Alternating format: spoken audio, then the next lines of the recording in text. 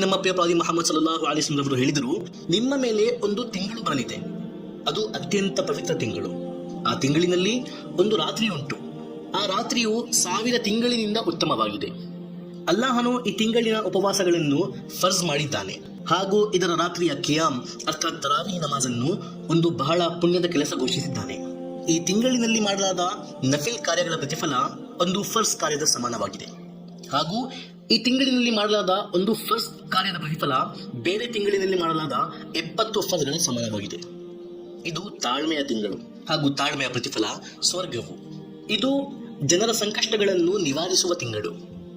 ಈ ತಿಂಗಳಿನಲ್ಲಿ ಒಳ್ಳೆಯ ಮುಸಲ್ಮಾನರ ಜೀವನಾಂಶವನ್ನು ಹೆಚ್ಚಿಸಲಾಗುತ್ತದೆ. ಯಾರಾದರೂ ಒಂದು ಉಪವಾಸಿಯನ್ನು ಇಫ್ತಾರ್ ಮಾಡಿಸಿದರೆ ಅವನ ಪಾಪಗಳನ್ನು ಕ್ಷಮಿಸಲಾಗುವುದು ಹಾಗೂ ಇದು ಅವನಿಗೆ ನರಕದ ಬೆಂಕಿಯಿಂದ ಉಳಿಯುವ ಕಾರಣವಾಗುತ್ತದೆ ಹಾಗೂ ಅವನಿಗೆ ಆ ಉಪವಾಸಿಯಷ್ಟು ಪ್ರತಿಫಲವೂ ಸಿಗುತ್ತದೆ.